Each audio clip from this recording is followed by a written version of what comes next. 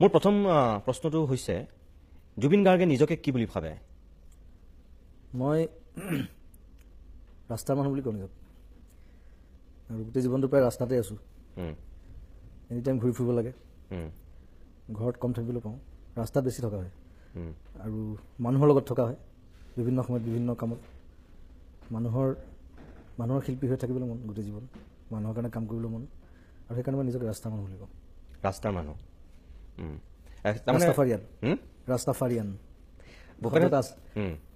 ভূপেন হাজৰিকাক যাযাবৰ বুলি কৈছিল আৰু সেইফালৰ পৰা ভূপেন হাজৰিকায়ো নিজৰ গীততো তেনেকুৱা কিছু কথা কৈছিল আপুনি কিন্তু নিজৰ গীতত তেনেকুৱা কথা এতিয়ালৈকে কোৱা নাই আছে মোৰ কেইবাটাও গান আছে যেনে খালি মই যাযাবৰ বুলি মই লিখা নাই কিন্তু অলৰেডি সেইটো লিখা হৈ গ'ল মই বেলেগ ধৰণে লিখিছোঁ পুৰণা 3-4মান গান আছে আৰু মই কেনেকৈ থাকোঁ কেনেকৈ ট্ৰেভেল কৰোঁ সেইবিলাক চব কথা আছে গানত মনত পেলাব লাগিব কিন্তু একদম মনত পৰা নাই এতিয়া কিন্তু কেইবাটাও গানত আছে সেইবিলাক কথা মই আৰু এটা কথা এটা পৰ্যায়ৰ পৰা এটা পৰ্যায়ত যেতিয়া মানুহ আহি পায়হি কিছুমান মানুহে নিজৰ অতীতটোক পাহৰি যায় কিছুমান মানুহে অকল বৰ্তমানটোক ধৰি ৰাখে আৰু কিছুমান মানুহে অকল ভৱিষ্যতৰ সপোন দেখে জুবিন গাৰ্গে কোনটো কৰি আছে মই ভৱিষ্যতৰ সপোন দেখি ভাল পাওঁ অতীতত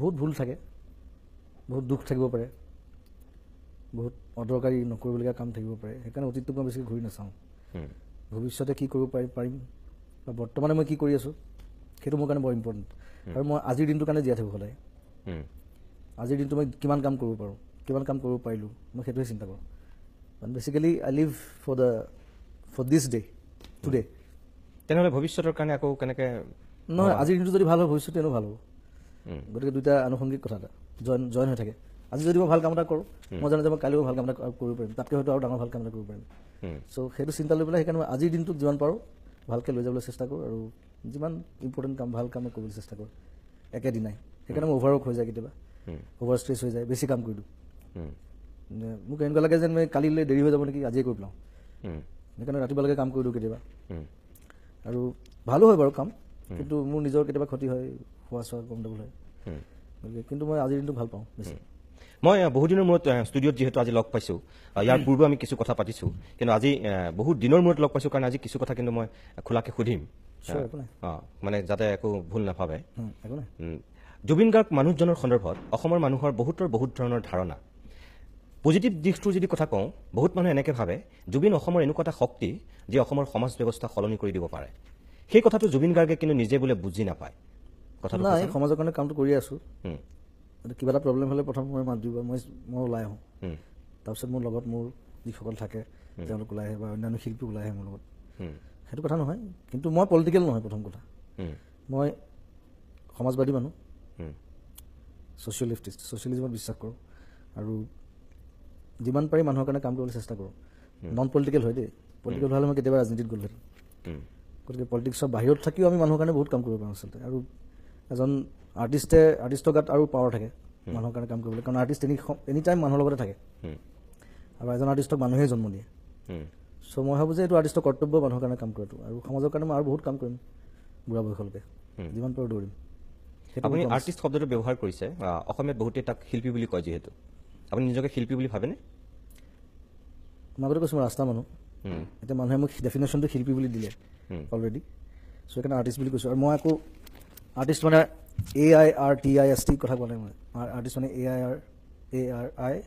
AIRTISTE সেইটোহে কৈছোঁ মই আৰ্টিষ্ট যিটো চব ধৰণৰ শিল্পী সোমাই থাকে তাত যে খুব ভাল তাৰ মাজত আৰ্টিষ্ট বুলি ক'লে এজন তাত খুব ভাল কাঠৰ কাম কৰা মানুহ হ'ব পাৰে এজন খুব ভাল মুচি যি ভাল জোতা বনায় তেওঁ থাকিব পাৰে খুব ভাল গান গোৱা মানুহ এজনো থাকিব পাৰে ভাল অভিনেতা এজনো থাকিব পাৰে পৰিচালক এজনো থাকিব পাৰে গতিকে মই গোটেই সামগ্ৰিকভাৱে কৈছোঁ শব্দটো জুবিন গাৰ্গ যিজন ব্যক্তি সত্ৰা তেওঁৰ মাজত কিছুমান স্ববিৰোধী স্থিতি থাকে যেন লাগে কেতিয়াবা তেওঁৰ মাজতে কিছু সংঘাত থাকে যেন লাগে তেনেকুৱা লাগে যেনে এই যে হৃদয়বান মানুহজন কাৰোবাৰ দুখত দুখী হোৱা মানুহজন কাৰোবাৰ বেমাৰ আজাৰ হ'লে আনকি জীৱ জন্তুৰ প্ৰতি জুবিন গাৰ্গৰ যিটো মৰম সেইটো অসমৰ মানুহে দেখিছে ঠিক ইমান মৰম আকুলোৱা ইমান হৃদয়বান মানুহজন কেতিয়াবা আকৌ এনেকুৱা ৰূপত ওলাই মানুহ হতচকিত হৈ যায় এই যিটো দ্বৈত ৰূপ যিটো জুবিনৰ ডুৱেল কেৰেক্টাৰ বুলি বহুতে কয় এইটোৱে জুবিন গাৰ্গক ক'ৰ পৰা ক'লৈ লৈ গৈছে এইটোক আচলতে বাইপলাৰ ডিজিজ বুলি কয়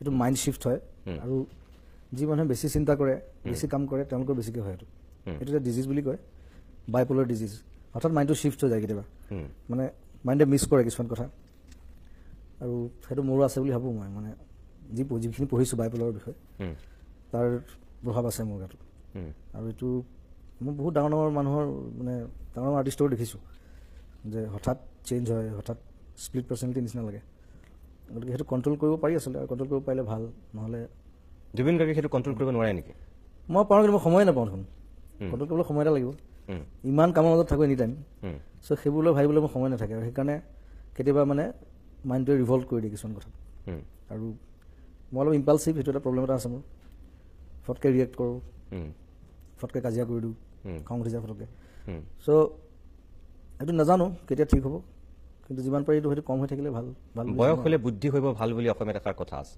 আপোনাৰ এতিয়া বয়স হৈছে আপুনি নিজেই কৈছে যে সেইখিনি মোৰ মানে ভুল দুখ নিজৰ দুখটো নিজেই দেখিছে জানে তাৰপিছত কিয় জুবিনে সেইখিনি শুদ্ধ নকৰে সেইটো টাইম পোৱা নাই আজিলৈকে সেইটো নাজানো সেইটো আৰু হয়তো আৰু মোৰ খুব ৰেষ্টলেছ মানুহ একে জেগাত থাকিব নোৱাৰোঁ বেছি দেৰি বহি থাকিব নোৱাৰোঁ মই ষ্টুডিঅ'ত কাম কৰিলেও মই খোজকাঢ়ি ঘূৰি ঘূৰি কাম কৰি থাকোঁ চকীখনত বেছিভাগে চকীত বহি কাম কৰে মই বহি থাকিব নোৱাৰোঁ অলপ দেৰি বহিলে অশান্তি লাগে উঠি দিওঁ সেইটো হয়তো মোৰ ক্ৰিয়েটিভ মানে যিটো ফ্ল' সেইটো তাৰে এটা পাৰ্ট বুলি ভাবোঁ আচলতে মই ৰেষ্টলেছ কাৰণে মই মানে 5 মিনিটত গান এটা লিখিব পাৰোঁ খুব ভাল গান এটা 5 মিনিটত বনাই দিব পাৰোঁ সেইটো সেই ৰেষ্টলেছনেছৰ প্ৰভাৱ মানে মাইণ্ডটো এনি টাইম ঘূৰি থাকে মই শুই থাকিলেও মই কমপ্লিট চাউণ্ড শ্লিপত মই নাযাওঁ মোৰ ব্ৰেইনটো এটা পাৰ্ট সাৰে পাই থাকে মই কেনে কোনোবাই ওচৰত কথা পাতি থাকিলেও শুনি থাকোঁ বা মই পূৰা শুই আছোঁ হয়তো মোৰ চিনেমা স্ক্ৰিপ্ট এটা চলি আছে ব্ৰেইনত চিন কেইটামান দেখি আছোঁ মই সপোন দেখা দি চ' সেই ব্ৰেইনটো মোৰ নুশুৱে সেইটো পিছলৈ কি প্ৰব্লেম দিয়ে নাজানো ডক্টৰে এবাৰ কৈছিলে পিছলৈ ডিমেনচিয়া হোৱাৰ চান্স থাকে পাহৰি যায় যে কথাবোৰ জানিছোঁ আৰু পাহৰি যোৱাৰ স্বভাৱটো এতিয়াও আছে মোৰ ফটকৈ মানে সদায় লগ পাই থকা মানুহ এজনৰ নামটো পাহৰি যাওঁ কেতিয়াবা আকৌ চিন্তা কৰিব লাগে নামটো কি আছিলে চ' সেইটো সেই ৰেষ্টলেছনেছৰ প্ৰভাৱ একাংশ আমি বিশ্ববিখ্যাত শিল্পীৰ যদি জীৱনচৰ্যা চাওঁ তেতিয়া দেখোঁ যে তেওঁলোকো বহুত খেয়ালী হয় ভাৰতীয় তেনেকুৱা বহুত শিল্পী আছে তেওঁলোকো বহুত খেয়ালী আপুনি যে মাত্ৰ কেইটামান কথা ক'লে আপুনি তেনেকুৱা সেই শিল্পী হোৱাৰ কাৰণে আপুনি খেয়ালী মনৰ অধিকাৰী হৈ গ'ল নেকি কাৰোবাক আপুনি গম নোপোৱাকৈ ফ'ল' কৰিছিল নেকি অনুসৰণ কৰিছিল নেকি যাৰ কাৰণে সৰুৰ পৰা খেয়ালী আছিলোঁ আচলতে মইতো এনেকুৱা আছিলোঁ যে মই মন গ'লে স্কুললৈ যাওঁ মন নগ'লে নাযাওঁ ঘৰত একো নকৰিছিল তেতিয়া ঘৰত নকয় আৰু মই ভাল কামতে লাগি থাকোঁ মই বেলেগ কিতাপ পঢ়োঁ মিউজিক কৰোঁ প্ৰেক্টিছ কৰোঁ নহ'লে ক্ৰিকেট খেলোঁ আৰু মোক কোনো কথাত ফ'ৰ্চ কৰা নাছিলে ঘৰৰ পৰা আৰু মই পঢ়াত ভাল আছিলোঁ ভাল ভাল মাৰ্কছ পাওঁ সেইকাৰণে স্কুলতো ছাৰে বিশেষ একো কোৱা নাছিলে মোক যে কেলি নাহিলি তই স্কুল কালি বুলি নুসুধে কাৰণ তেওঁলোকে জানে মই ৰিজাল্ট ভাল কৰিমেই গতিকে সেই কনফিডেঞ্চটো আছিলে আৰু সেই খেয়ালী স্বভাৱটো আছে এতিয়াও আছে তেতিয়াও আছিলে আৰু সেইকাৰণে বিভিন্ন কাম কৰিবলৈ মন যায় বিভিন্ন সময়ত হঠাৎ অদ্ভুত কাম এটা কৰিবলৈ মন যায় মোৰ ক'ৰবাত গৈ আছোঁ প্ৰগ্ৰেম এটাত গৈ আছোঁ ক'ৰবাত ধুনীয়া বজাৰ এখন দেখিলোঁ মই বজাৰ কৰিবলৈ মন যাব তেতিয়া কিন্তু প্ৰগ্ৰেমলৈ মোৰ দেৰি হৈছে মেনেজাৰে চিঞৰ কৰি থাকে কিন্তু মই বজাৰ কৰিমেই মই নামো আকৌ এঘণ্টা বজাৰ কৰোঁ তাত আৰু দৰকাৰতকৈ বস্তু বেছিকৈ কিনো আহি পেলাই আকৌ ঘৰত গালি খাওঁ ইমানবোৰ চব্জি কিয় আনিলে কোনে খাব বেয়া হৈ যায় তাৰপিছত বিলাওঁ খুব মই ভাল পোৱা কিছুমান মানুহ আছে তেওঁলোকক কেতিয়াবা মাছেই লৈ আহিলোঁ এসোপামান আনি মই নিজে 1 পিচ খাওঁ বা 2 পিচ খাওঁ বিলাই ভাল পাওঁ খুৱাই ভাল পাওঁ চ' সেইবিলাক স্বভাৱ আছে আৰু কিছু কথা মই গম পাওঁ আৰু কিছু কথা লোকৰ মুখতো শুনো আৰু কিছুমান কথা নিজেও জানো বাৰু এটা কথা কওকচোন আপুনি যেতিয়া অসমত বহাগ বিহুৰ সময় হয় বা বিহু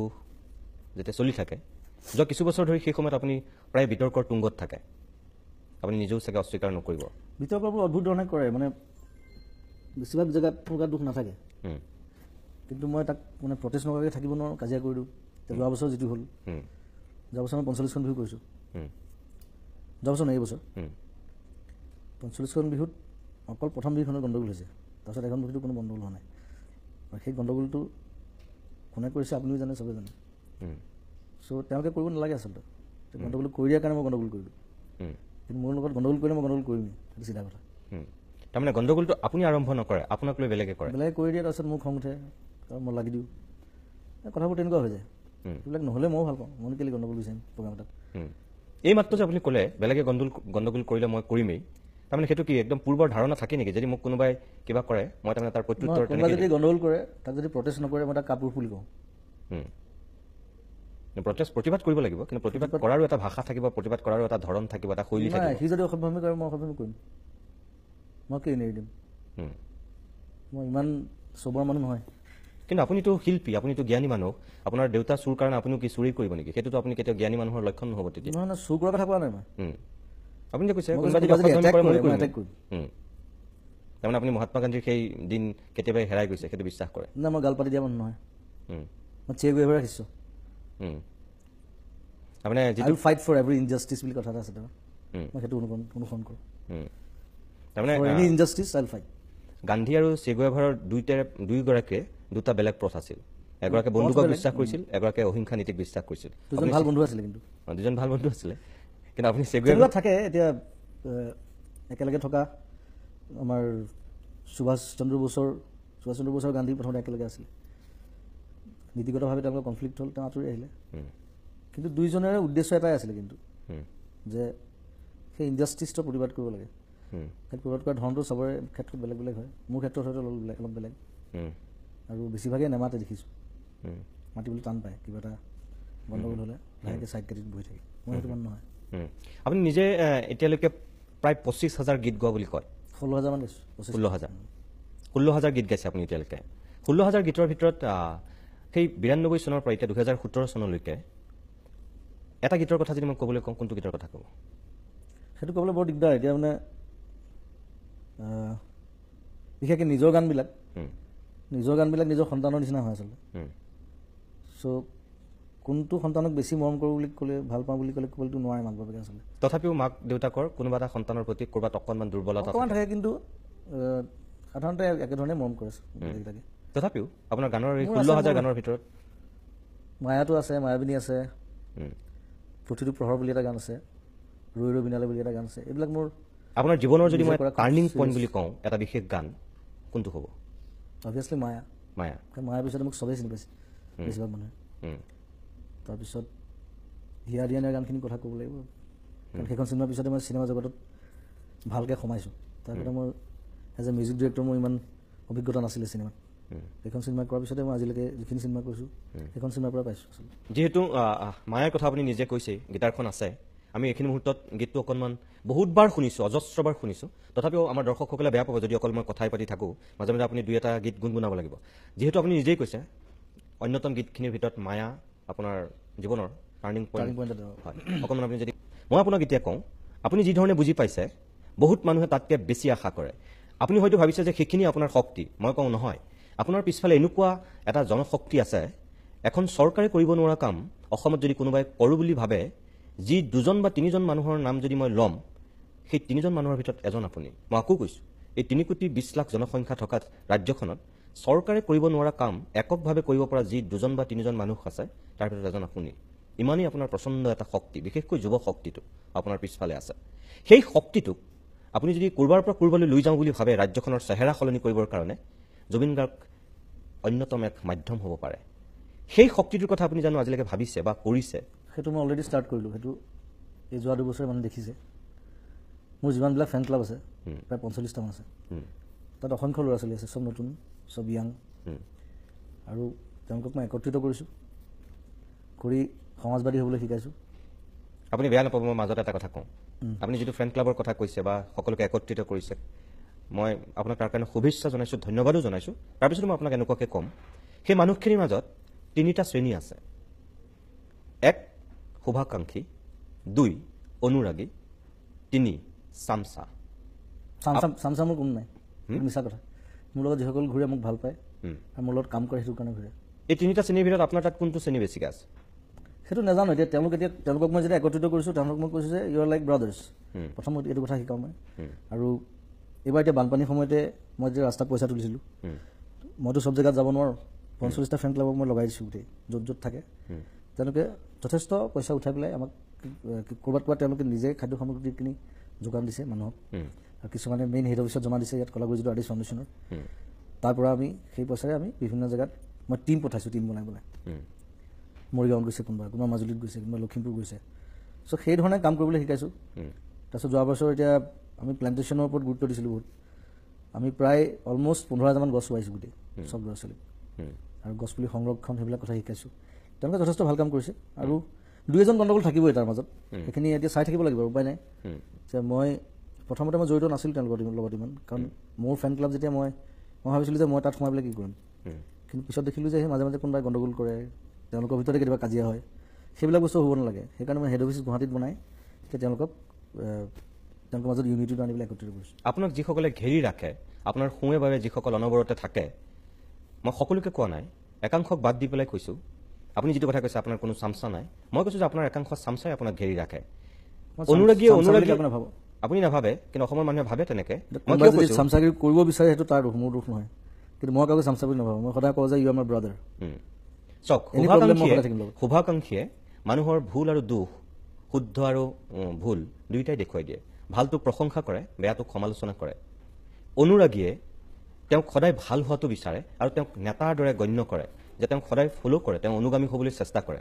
আৰু চামচাই ভুল শুদ্ধ একো বিচাৰ কৰিব নোৱাৰে তেওঁ যি কৰে সকলো ভালেই দেখে তেওঁ বেয়া একোৱেই নেদেখে আৰু যিসকলে আকৌ শুভাকাংক্ষী হৈ সমালোচনা কৰে সেই চামচাবিলাকে তেওঁলোকক আক্ৰমণ কৰে সমালোচনা কৰে তেনেকুৱা একাংশ মানুহ আপোনাৰ লগত থাকে আপোনাৰ কেতিয়াও জীৱনত তেওঁলোকে কোনো ভুলেই নেদেখে আপুনি নিজেই কৈছে আপোনাৰ কিছু ভুল আছে বুলি আপুনি নিজে স্বীকাৰ কৰিছে কিন্তু আপোনাৰ সেইসকলে সেই ভুলটো কেতিয়াও নেদেখে তেওঁলোকে সকলো শুদ্ধ বুলি ভাবে সেইসকল আপোনাৰ চামচা নহয় কি না তাত আৰু এটা কথা আছে বেছিভাগে মোক ভয় কৰে প্ৰব্লেমটো সেইটো গতিকে তাৰ মন থাকিলেও সি ক'ব নোৱাৰে আৰু মোক কথা ক'ব পৰা মানে খুব কম থাকে মোৰ লগত আৰু বেছিভাগ সৰু মোতকৈ লগৰ যিখিনি আছে একেলগৰ একে বয়সৰ সমপৰ্যায়ৰ তেওঁলোকে কয় কিন্তু নোকোৱা নহয় এইটো বেয়া কাম হ'ল এইটো ভুল হ'ল কিন্তু সৰুখিনিয়ে ক'বলৈ মোক ভয় কৰে আচলতে প্ৰব্লেমটো সেইটো তাৰ মন গ'লেও ক'ব নোৱাৰে কিয় আপুনি কি আক্ৰমণ কৰে নেকি ভুল শুধৰাই দিলে ভয়টো থাকে নহয় ভয়টো থাকিবই এইটো আৰু ভয়টো আছে সেইটো ৰেচপেক্ট থ্ৰু ৰেচপেক্ট আহে চ' সেইটো কাৰণে ক'ব নোৱাৰে চাগে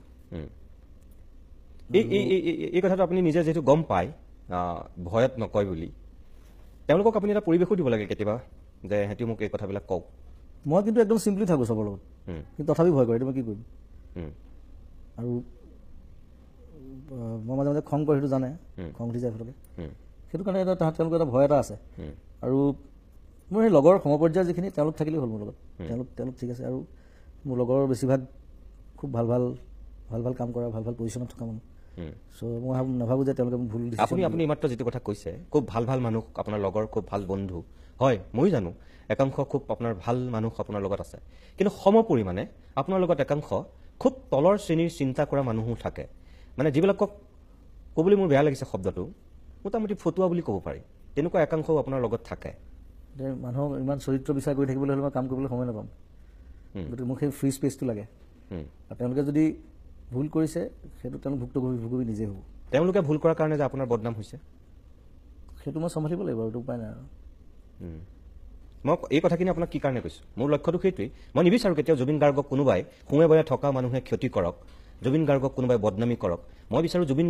গাৰ্গ হৈ থাকক না আজিকালি সেইকাৰণে মই কওঁ তেওঁলোক চবকে যে প্ৰত্যেকটো কথা মোৰ লগত আলোচনা কৰি মোক সুধি পেলাই কৰিব লাগিব নিজে ডিচিশ্যন ল'ব নোৱাৰোঁ এজ এ মানে মই মোক যদি চিফ বুলি ভাবোঁ then you'll have to consult me সেইটো বাৰে বাৰে মই বুজাই আছোঁ সিহঁতক কিছুমান আছে মই জানো উল্টা পুল্টা কৰিছে মাজতে গতিকে মই ভাবোঁ যে তেওঁলোক সলনি হৈ যাব মোৰ লগত থাকিলে এই যে জুবিন গাৰ্গৰ নামত যিটো ফেষ্টিভেল হয় জুবিন গাৰ্গ সংগীত মহোৎসৱ বেলেগ সেইটো নহয় এইটো কলাগুৰু মহোৎসৱ হয় প্ৰথমবাৰটো জুবিন গাৰ্গ প্ৰথমবাৰ তেওঁলোকে অকলে পাতিছিলে মোক নুসুধাকৈ পাতি দিলে মোৰ নামত তো মই তেওঁলোকক কৈছিলোঁ তেতিয়া বোলো মানুহ মৰিলেহে ফেষ্টিভেল পাতে মানুহৰ নামত মানুহ জীয়াই থাকেতো নাপাতে সেইটো ডাঙৰ ব্লাণ্ডাৰ মিষ্টেক এইটো আৰু মোৰ ফেষ্টিভেল এটা কৰাৰ মোৰ সদায় ইচ্ছা আছিলে সেইকাৰণে মই নেক্সট ইয়েৰ পৰা মই নিজে সোমাই দিলোঁ এতিয়া এইবছৰ আমি বৰপেটাত পাতিম আৰু যিহেতু আমাৰ কলাগুৰু আৰ্টিষ্ট ফাউণ্ডেশ্যন আছে আকৌ কলাগুৰুৰ নামতে আমি সেই ফেষ্টিভেলটো কৰিছোঁ সেইকাৰণে মই এনেও বিষ্ণু ৰাভাৰ ফলোৱাৰ জানো চ' ৰাভা কেন্দ্ৰ কৰি আমি বহুত কাম কৰিব পাৰোঁ আচলতে আৰু কলাগুৰুৰ লগত জড়িত বহুত মানুহ আছে অসমত এতিয়াও জীয়াই আছে কিছুমান চ' তেওঁলোককো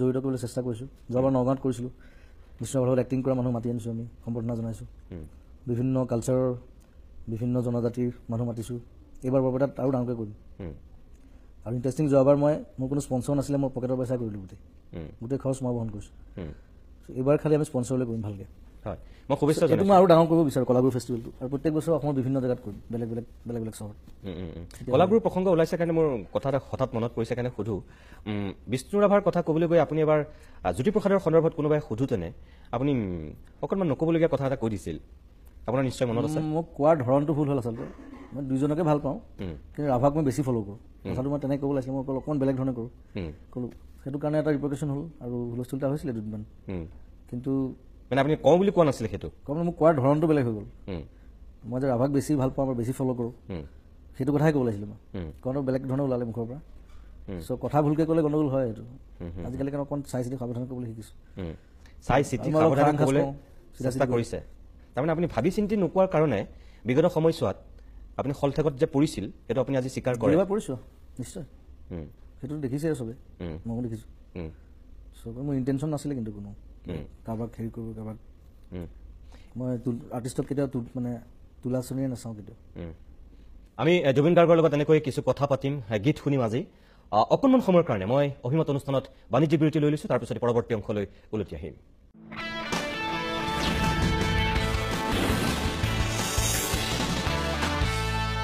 কিছু সময় বিৰতিৰ পিছত আমি উভতি আহিছোঁ আজিৰ এই অভিমত অনুষ্ঠানৰ মাজলৈ আপোনালোকে গম পাইছে অসমৰ জনপ্ৰিয় শিল্পী হাৰ্টথ্ৰব জুবিন গাৰ্গ আজিৰ অভিমতৰ অতিথি মই আকৌ আপোনাৰ কাষলৈ আহিছোঁ এটা কথা কওকচোন এতিয়ালৈকে আপুনি হিন্দী গীত কিমান গাইছে হিন্দী 150মান গাইছোঁ চাগে 150 70-80খনমান চিনেমাতে গাইছোঁ প্ৰথমটো কোনটো গীত গাইছিল মনত আছে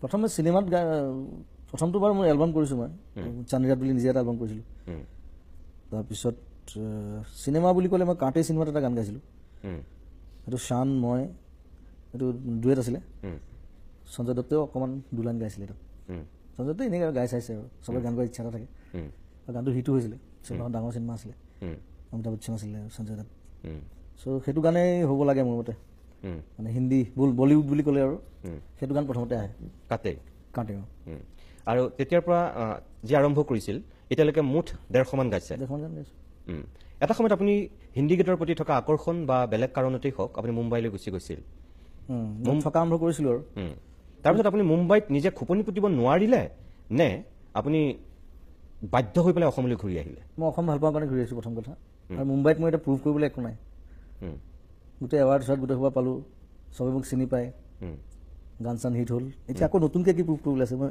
ভাল গান পালে মই গাম আৰু আজিকালি সেইটো ছিষ্টেম নাই যে বম্বেত গান গাবৰ কাৰণে বম্বেতে থাকি ল'ব লাগিব পৃথিৱীখন বহুত বেলেগ হৈ গ'ল এতিয়া আজিকালি এনেকুৱা হৈ গ'ল ইণ্টাৰনেটৰ থ্ৰুৱেদি তাৰ পৰা গান পঠিয়াই দিলে মই ইয়াত গাই দিলোঁ মিউজিক ডিৰেক্টৰ তাত বহি আছে তেনেকৈ বহুত কাম কৰিছোঁ আমি মই মোৰ ষ্টুডিঅ'ত গাইছোঁ গান পঠাই দিছোঁ ইভেন মোৰ নতুন চিনেমা মিছন চেনাৰ কামো তেনেকৈ কৰিছোঁ মই বম্বেত আছোঁ ইয়াৰ পৰা বস্তু পঠাই আছে আকৌ মই ইয়াত আছোঁ ইয়াৰ পৰা মই বস্তু পঠাই আছোঁ তাত কাম চলি আছে চ' কনচেপ্টবোৰ চেঞ্জ হৈছে আজিকালি গ্ল'বেলাইজ হৈ গ'ল গোটেই আৰু টেকনিকেলি আমি এতিয়া বহুত শাৰ্প গতিকে মই নাভাবোঁ যে বম্বেত থাকি ল'ব লাগিব বম্বেত কাম কৰিবৰ কাৰণে আৰু বম্বেত এনি টাইম যদি থাকোঁ পিছত মানুহে ক'ব যে মোক ই বম্বেতে থাকিলে আৰু অসমৰ কাৰণে একো নকৰিলে তাত বেছিকৈ থাকিলে মই ইয়াত কাম কৰিব নোৱাৰোঁ প্ৰব্লেমটো সেইটো সেইকাৰণে মই ভাবিলোঁ যে মই ইয়াত থাকোঁ মাজে মাজে যাওঁ বম্বে এতিয়াও যাওঁ মই মাহেকত এবাৰটো যোৱা হয় গৈ তেনেকৈ ধৰণে অহা যোৱা কৰি কাম কৰিম আৰু কানেক্টিভিটিটো থাকিলেই হ'ল আমাৰ মাজত আপুনি ধৰক মুম্বাইত যদি থাকিলহেঁতেন তেনেহ'লে আপুনি এতিয়া যিজন জুবিন হৈ আছে ইয়াতকৈ আৰু ৰাষ্ট্ৰীয় প্ৰেক্ষাপটত বা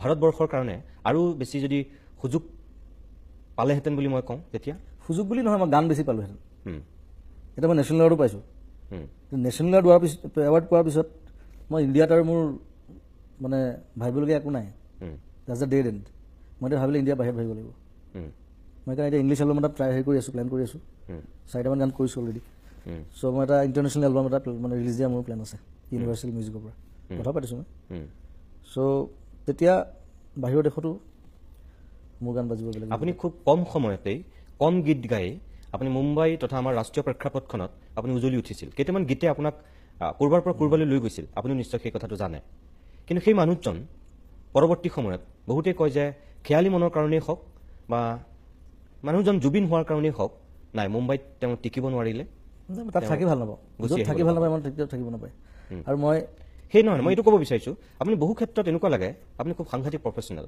কেতিয়াবা এনেকুৱা লাগে আপুনি মুঠেও প্ৰফেচনেল নহয় মই প্ৰফেচনেল কেতিয়াও নহয় কাৰণ মিউজিকটোক মই প্ৰফেচন বুলি নাভাবোঁ আপুনি প্ৰফেচনেল বুলি কি ভাবে তেনেহ'লে মিউজিকটো মোৰ প্ৰফেচন নহয় পেশ্যন হ'ব লাগে এইটো ব্লাডৰ পৰা আহিব লাগিব চ' প্ৰফেচনেল মানে হৈছে বনিয়া যিসকল বিজনেছৰ কথা চিন্তা কৰে আৰু মই বিজনেছ একেবাৰে নাজানো আপোনাৰ প্ৰফেচনেল কি তেতিয়া মোৰ প্ৰফেচন নাই মই বেকাৰ আচলতে ক'বলৈ গ'লে চাবলৈ গ'লে বেকাৰ এতিয়া গান নাগালে প্ৰগ্ৰেম নকৰিলে মোৰতো বেলেগ ৰাস্তা নাই ক'ৰ পৰা পইচা অহা আৰু মই বিভিন্ন মানুহক হেল্প কৰি ভাল পাওঁ নিজৰ হাতত পইচা নাইকিয়া হৈ যায় কেতিয়াবা তথাপি হেল্প কৰোঁ কিন্তু যিমান পাৰোঁ চ' সেইকাৰণে প্ৰফেচনেল নহয় মই। মই আপোনাক এটা কথা কওঁ যে মই এই কথাটো সোধাৰ এটা কাহিনী আছে।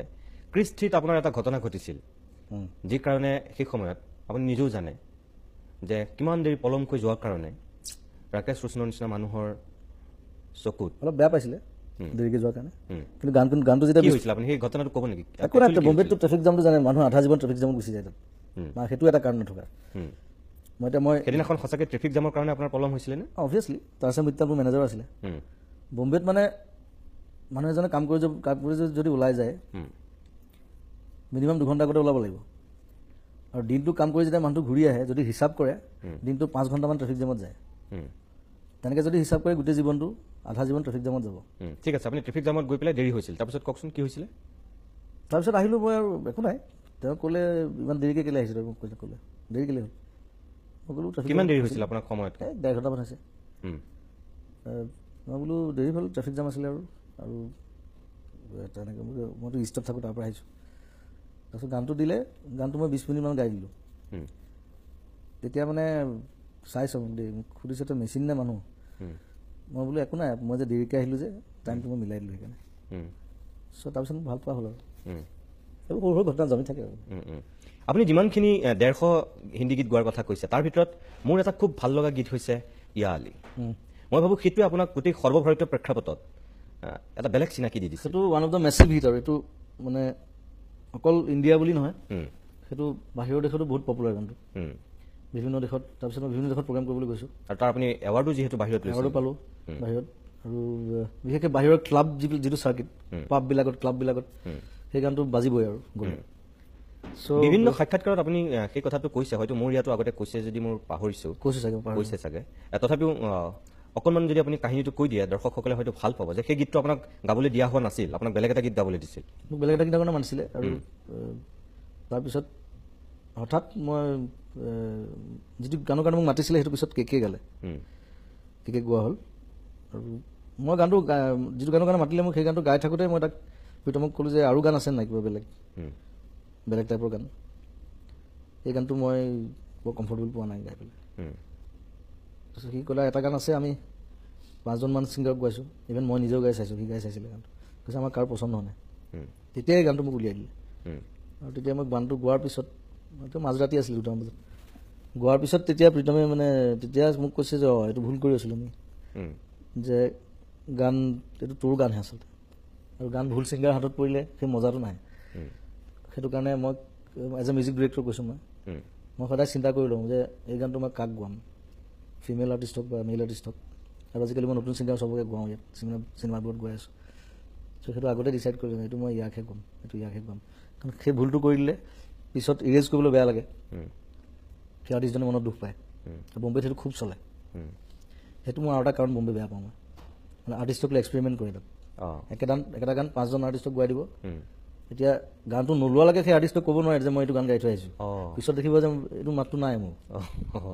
সেইটো মোৰ লগতো হৈছে, বা বেলেগক গোৱাই পেলাই শ্বানৰ গান উৰাই পেলাই মোক গোৱাইছে, কেকে উৰাই পেলাই মোক গোৱাইছে।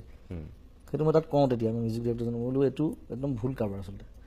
এইটো ছিংগাৰবোৰৰ মাজত খুব বণ্ডিং এটা থাকে, মৰম এটা থাকে। শ্বানৰ লগত মই খুব ক্ল'জ, কেকেৰ লগত ক্ল'জ, কিন্তু আমাৰ মাজত এটা বেড ফিলিংছ এটা আহি যায় ন সেইটো কাম কৰিলে। কিন্তু এফালৰ পৰা সেইটো হ'ব নাপায় আচলতে। কিন্তু এফালৰ পৰা সেইটো কাৰণে আকৌ ভালোতো হয়, যেনেকৈ এতিয়া আপোনাৰ এই গীতটোৰ ক্ষেত্ৰত হ'ল, আপোনাক যিটো গাবলৈ দিছিলে আপুনি সেইটো পচন্দ কৰা নাই, কিন্তু এইটো বেলেগক দিছিলে, কিন্তু আপুনি গালে, আপুনি ভাল হৈ গ'ল। নহয়, সেইটো সি আগতে ডিচাইড কৰিব লাগিছিলে যে গানটো শুনিলে গম পায়তো যে এইটো ইয়াৰ ভইচত ভাল লাগিব। এনেই মাতি আনি গোৱাই দিলে কাৰোবাক, আকৌ এটাক মাতি আনি গোৱালে, সেইটো কি ধৰণৰ চিষ্টেম মই বুজি নাপাওঁ। এইটো মোৰ এটা যেতিয়া 2টা মেৰুত মানুহ বিভাজন হয় অসমৰ মানুহ, একাংশই জুবিনক খুব সমৰ্থন কৰে, আন একাংশই কয় সেই 3 দিন যেনিবা জুবিনে বিহুত হিন্দী নাগালেই কিন্তু মহাভাৰতখন শুদ্ধ হ'ব, এনেকৈ বহুতে কয়। সেইটো মোৰ কনচেপ্ট আছে আচলতে। মানে মই কওঁ যে মোৰ গানকেইটা মই কিয় গাব নোৱাৰিম, কাৰণ সেই গানকেইটা লৈ পেলাই সেই গানকেইটা যেতিয়া হিট হৈছিলে, মই এৱাৰ্ড পাইছিলোঁ, তেতিয়া মালা পিন্ধাইছিলে, গামোচা পিন্ধাইছিলে, তেতিয়া পিন্ধাব নালাগিছিলে আকৌ, যদি সেইকেইটা গাবলৈ নিদিয়ে মোক ষ্টেজত। সেইটো মই প্ৰটেষ্ট কৰিম এখন। নহয়, আপোনাকতো বেলেগ মঞ্চত গোৱাৰ কেতিয়াও বিৰোধিতা কৰা নাই, অকল বিহুৰ 3 দিনৰ কথাহে মানুহে কয়। সেই বিহুৰ 3 দিন যেনিবা আপুনি হিন্দী গীতকেইটা নাগালেই, কিন্তু আপুনি জুবিন গাৰ্গজন আপোনাৰ অনিষ্ট। Bihu is a music festival, cultural festival, তাত লেংগুৱেজৰ বেৰিয়াৰ কেতিয়াও থাকিব নাপায়। কোনো কালচাৰেল ফেষ্টিভেলত পৃথিৱীত লেংগুৱেজ বেৰিয়াৰ নাথাকে। মই ডাঙৰ ডাঙৰ ফেষ্টিভেল বহুত গৈছোঁ বাহিৰত, সেইবিলাকো এনেকৈ পাতে কিন্তু আমাৰ অসমীয়া আপুনি যে মানুহে কৈছে Bihu is a musical festival, সেইটো সঁচা? কালচাৰেল মিউজিকেল বুলি ক'ব নোৱাৰি, অকল কালচাৰেল ফেষ্টিভেল, কাৰণ তাত ডান্স চান্স চব থাকে। অঁ, চ' তাত লেংগুৱেজ বেৰিয়াৰ থাকিব নাপায়। হুম, আৰু বিহু এখন পাতে যেতিয়া অকল অসমীয়া মানুহে পইচা নিদিয়ে, হুম, বিভিন্ন জাতি জনগোষ্ঠী বিভিন্ন ভাষাৰ মানুহ হুম, চবেই পইচা দিয়ে তাত, তাৰপিছতহে বিহুখন হয়। হুম, গতিকে তেওঁলোকক ডিপ্ৰাইভ কৰা হ'ব যদি তেওঁলোকক আমি ইগন'ৰ কৰোঁ তেনেকৈ, হুম, যে অকল অসমীয়াই গাব লাগিব। হুম, আৰু মই কেতিয়াও নাভাবোঁ যে কোনোবা আৰ্টিষ্টক মানে ডিক্টেট কৰি গান গাব। হুম, আপুনি পেইণ্টাৰ এজনক যদি কয় যে তই এনেকুৱা ছবিহে আঁকিব লাগিব, হুম, সি মানি ল'ব নেকি? কেতিয়াও নামানে। হুম। মই যদি আপোনাক এনেকৈ সেইটো আৰ্টিষ্টিক, আচলতে এইটো কি বুলি ক'ম এতিয়া মই, তাত দুটা আপুনি যিটো কৈছে এফালৰ পৰা সেইটো হয় আৰ্টিষ্টিক ফ্ৰীডম। অঁ, ফ্ৰীডম, কিন্তু আনফালেদি এনেকৈও থাকিব যিজন পেইণ্টাৰক মাতি নিছে, কোনোবাই যদি তেওঁক পইচা দি পেলাই পেইণ্ট কৰিবলৈ দিছে, তেওঁৰ মতে পেইণ্ট কৰাটো বিচাৰিবই। নহয়, তেওঁতো এনেই গৈ পেইণ্ট কৰি দিয়া নাই, তেওঁ পইচা দি নিছে পেইণ্ট কৰিবলৈ, যে মই তোমাক 1 লাখ পইচা টকা দিছোঁ, দিছে। তুমি এখন ছবি আঁকি দিয়া আৰু এইটো কালাৰ দিব লাগিব। তেওঁ সেইটো ৰাইট, কাৰণ তেওঁক পে'মেণ্ট কৰিছে, নাই তেওঁ কৰিব নোৱাৰে, কাৰণ তেওঁ নিজে পেইণ্টাৰ নহয়। কিন্তু তেওঁ পইচা লৈছে তাৰ তেওঁ বিনিময়ত। যদি নিজে পেইণ্টাৰ হ'লে তেওঁ ছবিখন নিজে আঁকিলেহেঁতেন। হুম, পইচা দিছে, হুম, কনচেপ্ট দিব পাৰে, হুম, কিন্তু মানে টোটেল আইডিয়া দিব নোৱাৰে কেতিয়াও যে এনেকুৱাহে আঁকিব লাগিব। হুম, নেভাৰ, তেওঁ কেতিয়াও মানি নলয়, মই জানো। হুম। মই এটা কথা কওঁ, আপুনি ভুলতো নাভাবিব যে মই আপোনাৰ বিৰোধী শিবিৰত স্থিতি গ্ৰহণ কৰি মই আপোনাক এনেকৈ সুধিছোঁ। যিহেতু বিহুৰ সময়ত আপোনাক নাপালোঁ আমি সুধিবলৈ, বহুদিন গুচি গ'ল, মোৰ মন আছিল যে সেই সময়তে আপোনাক এনেকুৱা কিছু কথা ক'ৰবাত লগ পোৱা হ'লে মই সুধিলোহেঁতেন। আপুনি যিটো কথা কৈছে যে সংগীতৰ কোনো ভাষা নাই, সেইটো হয়, সঁচা কথা। মই যদি আপোনাক কওঁ যে বিহুৰ ভাষা আছে আৰু সেইটো হৈছে অসমীয়া ভাষা। নাই, মই আকৌ অকল বিহু ছিংগাৰ নহয়, প্ৰব্লেমটো সেইটো। হুম, বিহু মঞ্চত অকল বিহু ছিংগাৰটো নামাতে, হুম, মোক কিয় মাতে? হুম, মইতো বিহুৰ পৰা আৰম্ভ কৰি টোকাগীতৰ আৰম্ভ কৰি লোকগীতৰ আৰম্ভ কৰি চব গাওঁ, হুম, ষ্টেজতো গাওঁ মই। হুম, হিন্দীটো কেলৈ গাব নোৱাৰিম মই? হুম, মই বিহু ছিংগাৰ নহয়তো, মই অকল বিহু গাই মই নাম কৰা নাই। বিহু মই বহুত দেৰিকৈ গাইছোঁ, হুম। বিহু মই 97 মানৰ পৰাহে গাইছোঁ, তাৰ আগতে বিহু গোৱাই নাছিলোঁ। নাই, আপোনাক মই বিহু ছিংগাৰ বুলি কোৱাই নাই। মই কৈছোঁ সেই 3 দিন বিহু চলি থাকে, সেই 3 দিনত অসমীয়া মানুহে যদি বিচাৰে যে আপুনি ইমান এজন মহান শিল্পী, আপুনি অসমৰ আটাইতকৈ জনপ্ৰিয় শিল্পীজন, গতিকে আপুনি টোকাৰী গীত গাওক, লোকসংগীত গাওক, আধুনিক গীত গাওক, যি গাই গাওক, আপুনি গোটেইখিনি অসমীয়াতে গাওক। কিন্তু আপোনাক মানুহে কয় যে ধৰক এতিয়া য'তে গৈ মানুহে বহাগে সেই পালে, কেইজনমান মানুহে কয়, চবেই নকয়, হুম, বেছিভাগে এনজয় কৰে। নহ'লে মোৰ প্ৰগ্ৰেমত ইমান মানুহ কেলৈ আহে? হুম, আৰু যদি কণ্ট্ৰভাৰ্চি নালাগে, ইমান কণ্ট্ৰভাৰ্চিৰ পৰা আঁতৰি থাকিবলৈ হয়, মোক প্ৰথম দিন নামাতিলে হ'ল, হুম, মই ধুনীয়াকৈ ঘূৰি এনজয় কৰি ফুৰিম। হুম। আপুনি তাৰমানে নিজৰ স্থিতিত অটল থাকিবই। য়েছ, অফক'ৰ্ছ। হুম, মই আজি 10-15 বছৰ পৰা আছোঁ এইটো স্থিতিত। হুম, আৰু মই যদি স্থিতি সলনি কৰোঁ, মোৰ কোনো ডিগনিটি নাথাকিব। হুম। সেইটো ক'ৰবাত কিবা এটা জেদ আছে নেকি? মই এনেও জেদি মানুহটো, হুম, মোক জোৰকৈ একো কৰাব নোৱাৰে কোনো। কোটি টকা দিলেও মই নকওঁ, হুম, কিন্তু কেতিয়াবা আকৌ বিনা পইচাতে কৰি দিম। হুম, আৰু আৰ্টিষ্ট তেনেকুৱাই হ'ব লাগে আচলতে, হুম। ঠিক পইচা আছে, দিলে কাম কৰিব মই আকৌ আপোনাৰ কাষলৈ আহিম। অকণমান সময়ৰ কাৰণে এইখিনিতে মই বাণিজ্যিক বিৰতি ল'ব লাগিব, তাৰপিছতে মই জুবিন গাৰ্গৰ কাষলৈ উভতি আহিম।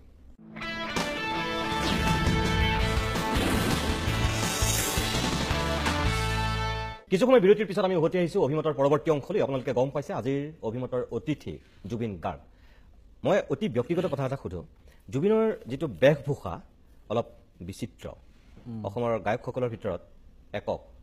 এই যে কাণত 2-3 পাত ফুলি, কেতিয়াবা ভৰিত এপাত জোতা বেলেগ, আন এপাত বেলেগ, পেণ্টটো গোটেই উধাই মুধাই ওপৰৰ পৰা তললৈ কটা, যেন একেবাৰে দৰিদ্ৰ জুবিন ফটা চিটা চোলা পিনে, এনেকুৱা লাগে। সেইবিলাক একদম ইনফেশ্যন আচলতে, আমাৰ ইয়াত দেৰিকৈ পায়হি। হুম, এতিয়া দুফালে দুটা কালাৰৰ জোতাটো মই 10 বছৰ আগতে পিন্ধিছিলোঁ, হুম, তেতিয়া মানুহে হাঁহিছিলে বাৰু।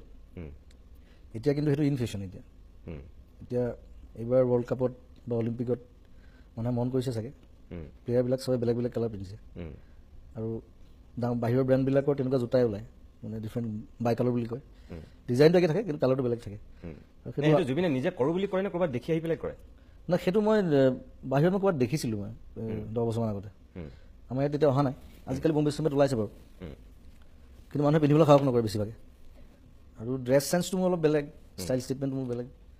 জীৱনত কেতিয়াবা এনেকুৱা চাৰ্ট আৰু পেণ্ট পিন্ধি পাইছেনে জুবিনে, বা কল্পনাও কৰি পাইছেনে খুব কাৰা ইস্ত্ৰি দিয়া ফৰ্মেল চাৰ্ট, খুব টেৰিকটৰ চাৰ্ট এটা বা এনেকুৱা পেণ্ট ইস্ত্ৰি কৰা? মই ইস্ত্ৰি কৰা কাপোৰ খুব নিপিন্ধোৱে, মই কম পিন্ধোঁ। কেতিয়াবা জবৰদস্তি কিছুমান অলপ ভাল দামী শ্বাৰ্ট টাৰ্ট হ'লে তেতিয়া গৰিমাহঁতে ইস্ত্ৰি কৰি দিয়ে জবৰদস্তি। হুম, মই কওঁ যে এইটো গাতে ইস্ত্ৰি হৈ যাব বুলি কওঁ, হুম, বোলো 10 মিনিটমান পিন্ধাৰ পিছত সি নিজে ইস্ত্ৰি হৈ যাব। হুম। কিন্তু ইস্ত্ৰি নাই, এইটোকে মই জানিব বিচাৰিছোঁ যে এই যে বিচিত্ৰ, এতিয়া যে ডিঙিত ইমান সোপা কিবা কিবি পিন্ধি থকা হৈছে, এই কাণত যে বেলেগ বেলেগ- কাণফুলি মই বহুত আগৰ পৰা পিন্ধোঁ, হুম, মই হায়াৰ ছেকেণ্ডেৰী ফাৰ্ষ্ট ইয়েৰ মানৰ পৰা পিন্ধিছোঁ। টেটু আঁকিবলৈ চাগে জেগাই নাই নেকি গাটো? নাই নাই, দুটাই আছে। টেটু বেছি নাই আকৌ, কাৰণ টেটু বেছি হ'লে এক্টিঙত প্ৰব্লেম হয় কেৰেক্টাৰৰ কাৰণে। এইকেইটা চখ এটা আছিলে, বহুত দিন চিন্তা কৰি লাষ্টত দুটা আঁকি দিলোঁ আৰু হ'ব, ইমানতে সমাপ্ত। আৰু কাণফুলি মই নিজেও কাণফুটা মানুহ, মই নিজে নিজৰ চখ নে এইটো বেলেগক দেখুৱাবলৈ কৰে? টেটু ইজ এন আৰ্ট, এইটো মানে অকল টেটু বুলি কোৱা নাই, গোটেই মই সামগ্ৰিক বেশভূষাটোৰ কথা কৈছোঁ। মই বেলেগ হৈ থাকি ভাল পাওঁ, আৰু মোৰ ষ্টাইল ষ্টেটমেণ্টটো মোৰ নিজৰ আৰু মানে বেলেগৰ নিচিনাকৈ মই থাকি ভাল নাপাওঁ। আৰু এতিয়া মই অলপ ইন'ভেটিভো, এতিয়া ডিঙিত এডাল যিডাল পিন্ধি আছোঁ এতিয়া পায়জামা ৰচি হৈ গ'ল। সেইদিনা পায়জামাটো পিন্ধোতে ওলাই গ'ল কেনেবাকৈ। পায়জামা ৰচি ওলালে তাক ভৰাবলৈ বহুত কষ্ট, সেইবোৰ মানে ছোৱালী মানুহে পাৰে, ল'ৰাই নোৱাৰে কেতিয়াও। এইডাল কালাৰফুল আছিলে, মই বোলো হ'ব দে এইডাল ডিঙিতে পিন্ধো আৰু। চ' কঁকালৰ পৰা আহি তাৰমানে ডিঙি পাই গ'লি? কঁকালৰ পৰা আহি ডিঙি পাই গৈছে। চ' বস্তুটো দেখিবলৈ ভাল লাগিব লাগে, ষ্টাইলিছ লাগিব লাগে, মই সেইটোত বিশ্বাস কৰোঁ। আৰু এটা কথা, এইমাত্ৰ যে ক'লে অলপ নিজেই কৈছে যে সৃষ্টিমূলক মানে আৰ্টিষ্টিক ভাল লাগে, মোৰো ভাল লাগে। কিন্তু জুবিনৰ যোৱা কিছু বছৰত খুব মানে সাংঘাতিক, বিশেষকৈ চিনেমাৰ কথা মই নাই কোৱা, আপুনি ভুলতো নাভাবিব, মই গীতৰ কথা কৈছোঁ। যিবিলাক গীতে আপোনাক জুবিন গাৰ্গ কৰিছিল, তেনেকুৱা গীতৰ সৃষ্টি কিবা হৈছেনে? মই লাষ্ট কি এলবাম কৰিলোঁ, ৰক কৰিছোঁ লাষ্ট। আৰু এতিয়া চিনেমাত বেছি গুৰুত্ব দিছোঁ, কাৰণ চবেই জানে অসমীয়া ইণ্ডাষ্ট্ৰিটোৰ কথা, যিমান পাৰি চিনেমাটোক আগুৱাই লৈ যাব লাগে, সেইকাৰণে বেছিভাগ চিনেমাৰ মিউজিক কৰি আছোঁ। মানে গীত বাদ দিলে নেকি? চিনেমাটো গানেই কৰি আছোঁ, এক্টিঙো কৰি আছোঁ বাৰু। গোটেইখন চিনেমাত এতিয়া 5টা-6টা গান বনাব লাগে, তাৰপিছত আকৌ বেলেগকৈ গান বনাবলৈ মানে সময় নাথাকে। প্ৰথম কথা, মোৰ এটা এলবাম ৰেডি হৈ আছে মা বুলি, এইটো খুব চিৰিয়াছ এলবাম, কিন্তু ৰিলিজ কৰিবলৈ মোৰ সাহস নাই এতিয়া, মানে এলবাম হিচাপে। আজিকালি আপুনি দেখিছে চাগে চবেই এটা গান ৰিলিজ কৰে, সেইটো গানকে ভিডিঅ' কৰে, কাৰণ গানৰ চেল নাই প্ৰথম কথা, এলবামৰ চেল নাই, প্ৰডিউচাৰ নাই ছেকেণ্ড কথা। আজিকালি চবেই নিজে এটা গান কৰে, প্ৰডিউচাৰ বিচাৰি নুফুৰে আৰু, কাৰণ প্ৰডিউচাৰ নাইকিয়া হৈ গ'ল চব। এতিয়া মই সেই মা এলবামটো নিজৰ মতে কৰিছোঁ, নিজে কৰিছোঁ। চ' সেইকাৰণে এলবাম কৰিবলৈ মানে আজিকালি সেই মানুহকেইটা নাইকিয়া হৈ থাকিলে, কাৰণ বস্তু বিক্ৰীয়ে নাই। আৰু এটা গান ৰিলিজ হোৱাৰ লগে লগে সেইটো আৰু ভাইৰেল হৈ যায়, গোটেই মোবাইলে গ'ল, বিজনেছ বুলিবলৈ একো নাই। আৰু খৰচ কৰা পইচাটো যদি ঘূৰি নাহে, তেতিয়া মানুহে সাহস কেনেকৈ কৰিব কৰিবলৈ। সেইকাৰণে বোলো চিনেমা কৰি আছোঁ, চিনেমা বেলেগে বনাই আছে। এতিয়া ভাইমণ্ডাৰ নতুন চিনেমাখন মই কৰিলোঁ, প্ৰিয়াৰ প্ৰিয়, তাৰ গান ৰিলিজ হোৱা নাই এতিয়াও। আণ্ডাৰৱৰ্ল্ড বুলি এখন কৰিলোঁ, সেইখনতো এক্টিং কৰিছোঁ মই, তাতো কেইবাটাও ধুনীয়া ধুনীয়া গান কৰিছোঁ। মিছন চাইনা কৰিলোঁ। চ' চিনেমাৰ গীত কৰাৰ কাৰণে জুবিনৰ যিবিলাক নিজস্ব মানে সৃষ্টি আছিল এক প্ৰকাৰ, মানে এইখিনিও নিজস্ব, কিন্তু মই সেইটো কোৱা নাই, মানে এই ধাৰাটোৰ কথা কৈছোঁ। চিনেমাক বাদ দি মানে চ'ল' এলবামৰ কথা, চ'ল' এলবাম যিখিনি আছিল, চ'ল' এলবাম এটা ৰেডি আছে মোৰ। এতিয়া মই ভাবি আছোঁ মাঘৰ বিহুত ৰিলিজ কৰোঁ নেকি, এলবামটোৰ নাম মা দিম, আৰু ধুনীয়া ধুনীয়া কেইটামান। আপুনি মা দিয়াৰ কথা কওঁতে মই এটা কথা মনত পৰিছে, এইবাৰ হয়তো আবাহন থিয়েটাৰত আপুনি মা বুলি এটা গান হিট হৈছে, গাইছে, কিন্তু সেইটো মোৰ গান নহয় আছিলে, আৰু থিয়েটাৰৰ কাৰণেহে গাইছোঁ মই গানটো, কিন্তু গানটো মানুহে ভাল পালে।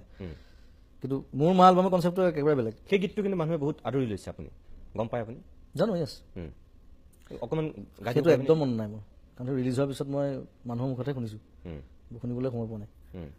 আৰু তাত মা শব্দটো আছে, কিন্তু মোৰ যিটো মা এলবাম তাত এটা গানটো মা শব্দটো নাই, মাৰ ডেফিনেশ্যনহে আছে, বিভিন্ন ধৰণৰ ডেফিনেশ্যন, বেলেগ চবৰ কাৰণে বেলেগ বেলেগ মা, বেলেগ বেলেগ ৰূপ হ'ব পাৰে। কেইটা গীত আছে তাত? 6টা কৰিম, তাতকৈ কৰি লাভ নাই।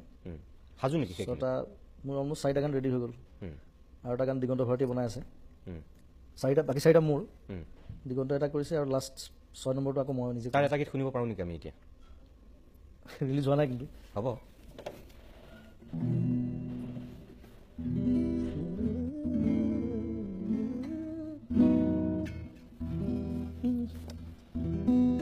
নিচুকনি গীত মোৰ কিনিনো হেৰালে, হৃদয় কোনত থাংবা,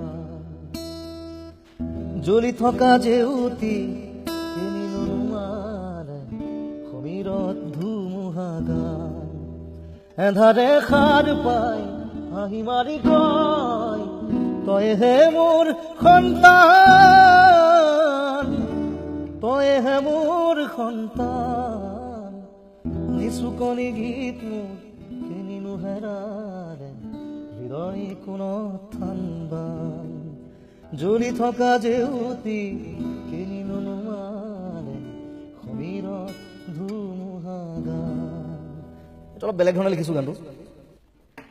তাৰমানে মই কেৰেক্টাৰ সদায়, চিনেমাৰ কথা নহয়, চিনেমাত ছিকুৱেঞ্চ থাকে, ছিকুৱেঞ্চ গান লিখিব লাগে, কিন্তু মই যেতিয়া চ'ল' এলবামৰ গান কৰোঁ বা নিজে গান কৰোঁ, তেতিয়া সদায় মই এটা কেৰেক্টাৰ হৈ লওঁ, যে মই এইটো কেৰেক্টাৰ, তেতিয়া সেই ফিলিংছটোৰ ওপৰত মই গান লিখোঁ। এইটো তেনেকৈ লিখা, এইটো মানে এজন ল'ৰা এজন যাৰ মাকজনী প্ৰষ্টিটিউট, তাৰ ফিলিংছটো কেনেকুৱা হ'ব পাৰে সৰু ল'ৰা নহয় ডাঙৰ ল'ৰা সি গোটেই জীৱন দেখিছে মাকে তাৰ কাৰণে কিন্তু প্ৰষ্টিটিউশ্যন কৰে তাক ডাঙৰ কৰিবৰ কাৰণে তাক পঢ়াই শুনাই গতিকে সি ডাঙৰ হোৱাৰ পিছত তাৰ ফিলিংছটো কেনেকুৱা হ'ব পাৰে সেইটোৰ ওপৰত এই গোটেই গানটো লিখিছোঁ এইটো অকণমান কনচেপ্টটো বেলেগ আৰু এতিয়া কৈ দিলোঁ যেতিয়া মানুহে শুনিলে তেতিয়া বুজি পাব সেইকাৰণে কয় নিচুকনি গীত মোৰ কেনিনো হেৰালে হৃদয় কোণত থান মান মানে মোৰ মাজনী নিচুকনি গীত গোৱা মা নহয় কিন্তু সদায় শ্বি ইজ টৰ্চাৰ্ড ফ্ৰাষ্ট্ৰেটেড চ' এটা ধুনীয়া কনচেপ্ট বহুদিনৰ পৰা ভাবি আছিলোঁ সেইটোৰ ওপৰত লিখিছোঁ খুব সুন্দৰ মই ভাবোঁ মানুহে চাগে ভাল পাব আপুনি কোৱা ধৰণে যদি হয় ভাল লাগিব চাগে বহুদিনৰ মূৰত এটা ভাল এলবাম আপোনাৰ পৰা পাব হয়তো থেংক ইউ মই অনুষ্ঠানটোৰ শেষৰ ফাললৈ আহিছোঁ যিহেতু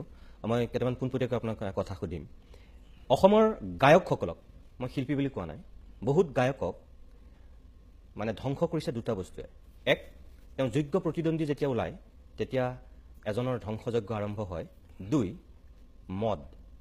মদে জুবিন গাৰ্গৰ এই দুটাৰ ভিতৰত কোনটো ডাঙৰ শত্ৰু কোনোবা ডাঙৰ প্ৰতিদ্বন্দ্বী প্ৰতিদ্বন্দ্বীৰ কথাটো নাই প্ৰতিদ্বন্দ্বীৰ কথাটো মানে প্ৰথম কথা মই এতিয়া আকৌ ছিংগাৰ হৈ থকা নাই মই ঢেৰ কাম কৰি আছোঁ লাষ্ট 2 বছৰতে বেছিভাগ এক্টিং কৰি আছোঁ মই 7খন চিনেমা কৰিলোঁ চ' প্ৰতিদ্বন্দ্বীৰ কথা নাই আৰু মই কেতিয়াও প্ৰতিদ্বন্দ্বিতা নকৰোঁ মিউজিক বা এনি আৰ্ট ফৰ্ম তাত প্ৰতিযোগিতা নাই বুলি ভাবোঁ আপোনাক অসমৰ মানুহে আপুনি যে প্ৰতিদ্বন্দ্বী নাই বুলি কৈছে বহু মানুহে ভাবে আপোনাৰ প্ৰতিদ্বন্দ্বী পাপন আৰু পাপনৰ উত্থানত জুবিন কেতিয়াবা ফ্ৰাষ্ট্ৰেটেড হৈ যায় এনেকৈ বুলি বহুতে চৰ্চা কৰে আপুনি গম পায়নে মই কি কাৰণে ফ্ৰাষ্ট্ৰেটেড হ'ম কাৰণ মই অকল ছিংগাৰ নহয় বাৰে বাৰে কৈছোঁ মোৰ পৰিসৰটো অলপ বহল আপুনি মানে একচ্ছত্ৰী আছিল ভূপেন হাজৰিকাৰ পিছত বহুতে কয় যে উঠি অহা চামৰ ভিতৰত মই সন্মান কৰি পেলাই কৈছোঁ যিসকল ছিনিয়ৰ শিল্পী আছে লোকনাথ গোস্বামী পুলক বেনাৰ্জী এনেকৈ যিসকল জীৱিত মানুহ তেখেতসকলক সন্মান কৰিও কৈছোঁ ভূপেন হাজৰিকাৰ পিছত য়ং চামৰ ভিতৰত আটাইতকৈ আপোনাকেই মানুহে 1 নম্বৰত ৰাখিছিল ৰাখে এতিয়াও আছে আপুনি কিন্তু আপোনাক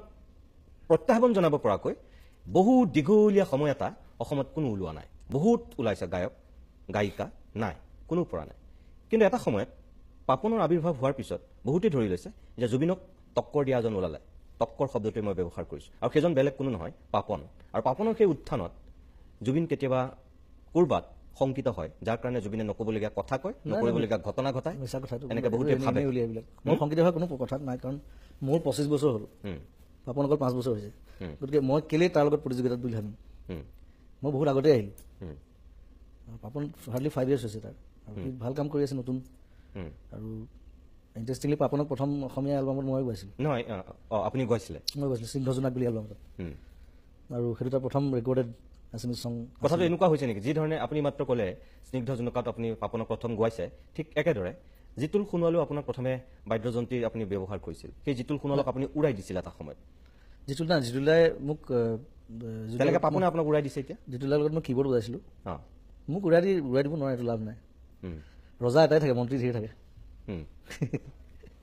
আৰু পাপন আমি খুব ভাল বন্ধু এতিয়াও আমি আড্ডা মাৰোঁ বহোঁ সি বম্বেত আগতে মোৰ ঘৰত থাকেহি মই দিল্লীত তাৰ ঘৰত থাকোঁ আৰু ইভেন বম্বেতো তাক মই মাতি মই নাছিলোঁ সদায় মই জোৰ কৰোঁ তই বম্বেলৈ ভাল তাৰমানে অসমীয়া সংগীত জগতত আপুনি নিজকে এতিয়া ৰজা বুলি ভাবে আৰু মন্ত্ৰী যদি আছে প্ৰধানমন্ত্ৰী তেনেহ'লে পাপন নে কি তেনেকৈ কোৱা নাই মই কৈছোঁ ছিংগাৰটো ওলাবই লাগিব নতুন ছিংগাৰ যদি 25 বছৰত যদি নতুন ভাল ছিংগাৰ নোলায় সেইটো বেয়া কথাই আছিলে সমাজৰ কাৰণে আৰু সেইকাৰণে মই নতুন যিবিলাক ছিংগাৰ ভাল গায় মই চবকে ইনস্পায়াৰ কৰোঁ আৰু য'ত চান্স পাওঁ মই ত'তে গাওঁ চাওক মই কিয় কৈছোঁ আপোনাৰ এতিয়া যেনেকৈ অজস্ৰ ফ্ৰেণ্ড ফলোৱাৰ আছে আপোনাৰ ফেন ক্লাব আছে তেনেকৈ অসমত বেলেগৰ ফেন ক্লাব নাই অকল পাপনৰ আছে তাৰ কেইটামান আছে আপোনাৰ যেনেকৈ গুণমুগ্ধৰ বেলেগ এটা ৰুল আছে পাপনৰো একাংশই বেলেগ এটা ভূমিকা পালন কৰি আছে সেইফালৰ পৰা মই কৈছোঁ বহু মানুহে ভবাটো ভুল হ'ব নোৱাৰে আপুনি কৈছে নহয় কিন্তু বহুত মানুহে ভাবি লয় যে আপোনাৰ প্ৰতিদ্বন্দ্বী পাপন সেইটো এনেই ভাবে আৰু তাৰ ছিংগিং ষ্টাইল একেবাৰে বেলেগ মোৰ ছিংগিং ষ্টাইল একেবাৰে বেলেগ যদি আমি দুইটা একেধৰণৰ ছিংগিং ষ্টাইল হ'লহেঁতেন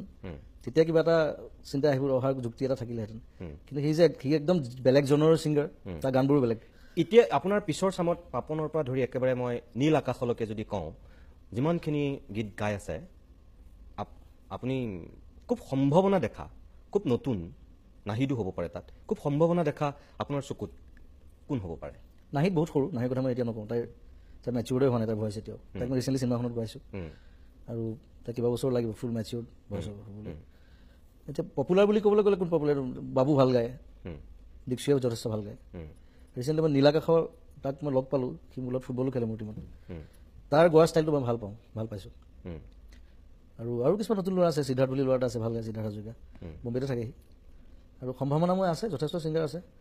খালি এতিয়াৰ এটা কথা প্ৰব্লেম এটা হৈছে, যিবোৰ নতুন মডাৰ্ণ ছং কৰিছে চব একে টাইপ হৈছে, এটা ট্ৰেণ্ডে ফ'ল' কৰি আছে চবে, একেধৰণৰ ভিডিঅ' বনায়, একেধৰণৰ মিউজিক, একেধৰণৰ কথা সুৰ, সেইটো হ'ব নালাগে।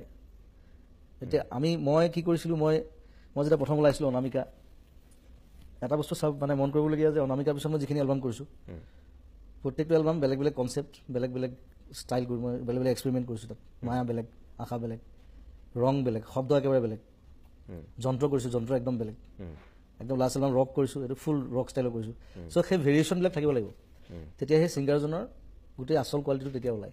যদি এটা টাইপত থাকি যায় কিন্তু বেছিদিন থাকিব নোৱাৰে। কিন্তু এতিয়া আপুনি ক'ব বিচাৰিছে এতিয়া যিসকল ওলাইছে তেওঁলোক সেই এক ধৰণৰ সেই লিমিটেশ্যন তাত সোমাই গৈছে, তাৰ পৰা ওলাব লাগিব।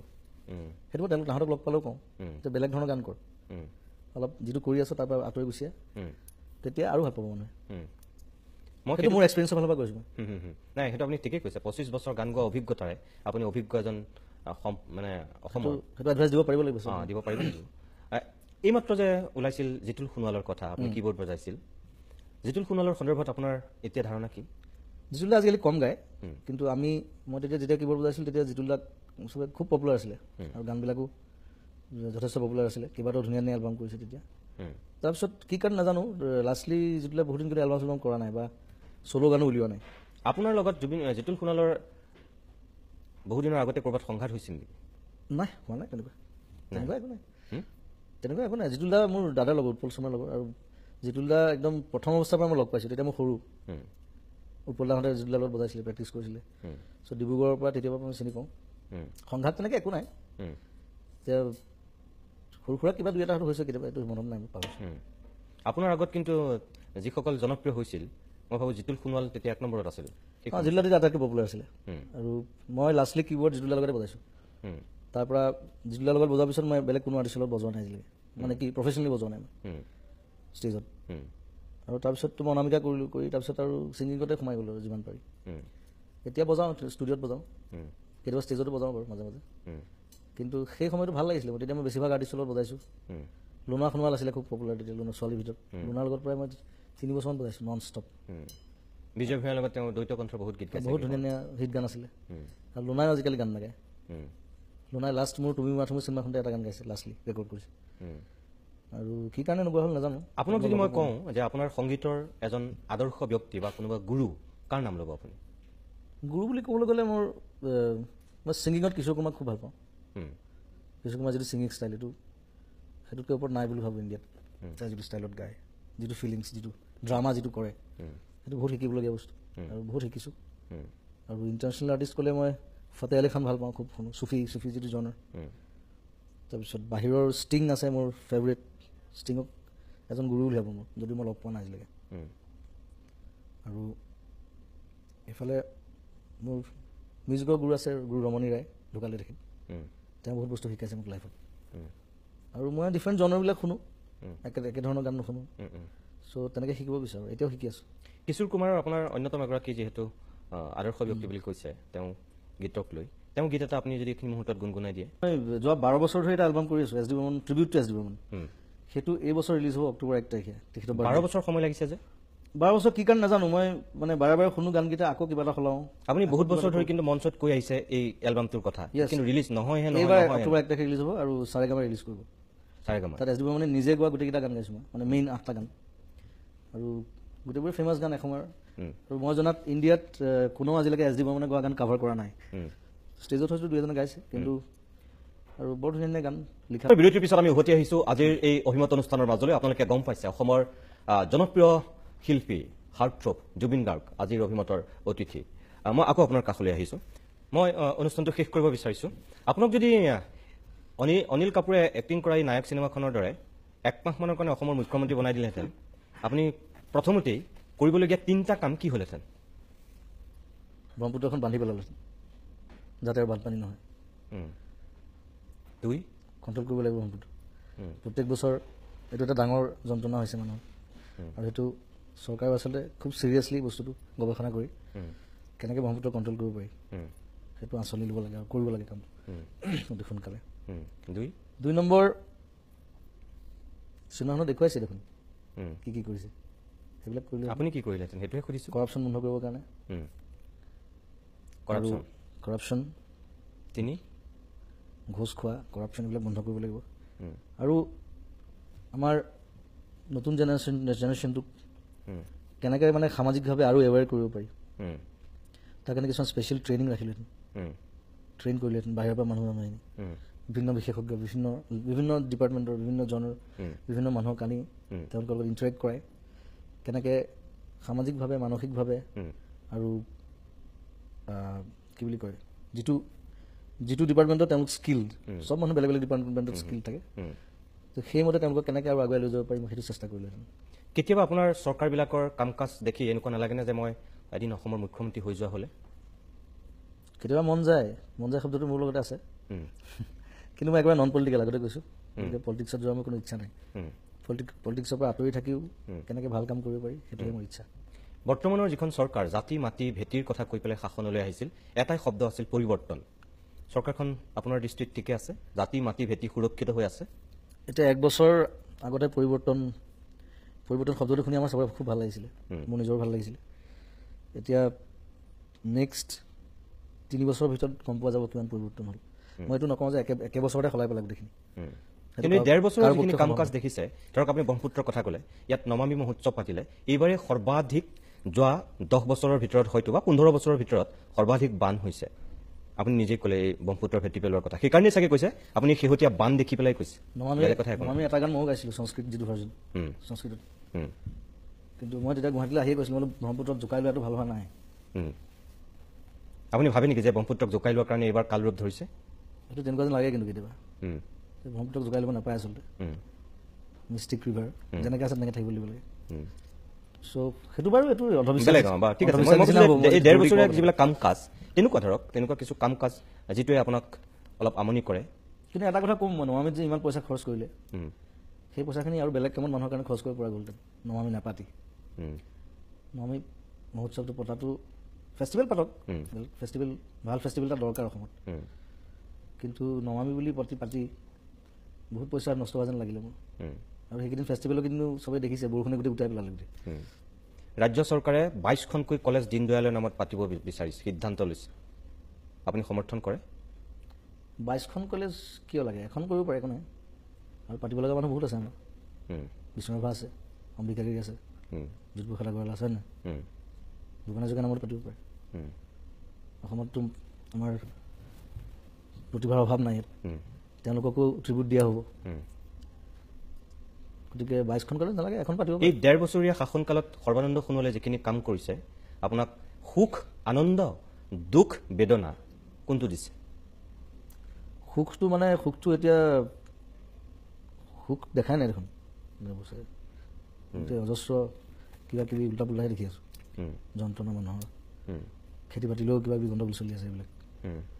গতিকে মই ভাবোঁ ভালকৈ যদি ডিচিশ্যন লয়, প্লেন কৰে, এইবিলাক পৰিৱৰ্তন হ'ব।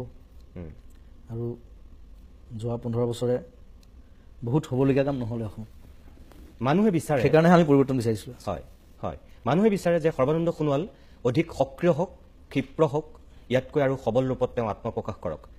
আপুনি তেনেকুৱা কিবা বিচাৰে নেকি তেওঁৰ পৰা? বৰ্তমান তেওঁ যিটো গতিত আছে, সৰ্বাদাক মই বহুত সৰুৰ পৰা জানো আৰু সৰ্বাদাক মোৰ বিশ্বাস আছে যথেষ্ট, কিন্তু মই ভাবোঁ সৰ্বাদাক অলপ এগ্ৰেছিভ হ'লে ভাল হয়, মানে টু ৱৰ্ক।